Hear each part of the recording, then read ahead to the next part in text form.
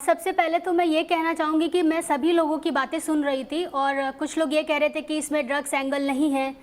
शायद सुशांत सिंह जी, जो अब हमारे इस दुनिया में साथ में नहीं है, वो 14 तारीख को कुछ सच ही बोलने वाले थे और उनको हमेशा के लिए बंद कर दिया गया, उन्हें हमेशा के लिए सुला दिया गया।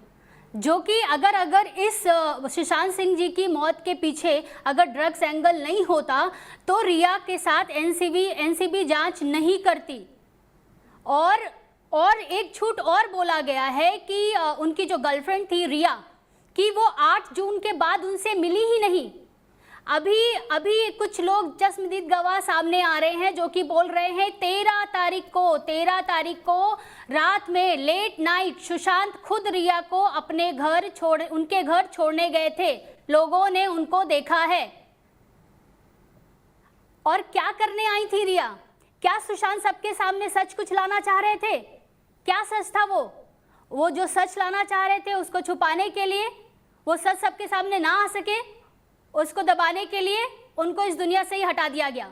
यहाँ क्या होता है, कोई सच बोलता है तो उसका घर तुड़वा दिया जाता है, कोई सच बोलता है तो उसका ऑफिस तुड़वा दिया जाता है, कोई सच बोलता है तो उसे फेंक दिया जाता है, किसी की बॉडी बिल्डिंग के बाहर मिलती है, कोई सच बोलता है तो दुनिया से चला जाता है, बोल देते हैं कि वो तो साइको था, वो डिप्रेशन में था, वो ऐसा था, वो वैसा था। और जो आपने बात कही है दीपक जी, बिल्कुल मैं एग्री करती हूँ।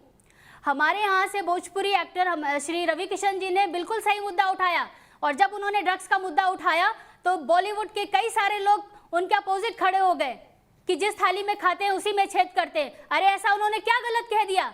उन्होंने तो बस यही कहा कि पूरे देश से इस ड्रग्स को हटाना चाहिए। आपने बिल्कुल सही कहा Deepak ji. As an artist मैं यही चाहूंगी कि जैसे आज की डेट में गवर्नमेंट घर घर कोरोना टेस्ट कर रही है, ऐसे हर आर्टिस्ट के घर घर में जाकर के टेस्ट होना चाहिए, एनसीबी को टेस्ट करना चाहिए। बिल्कुल मैं इस चीज का सपोर्ट करती हूँ। पूरे देश से ही ड्रग्स हटना चाहिए।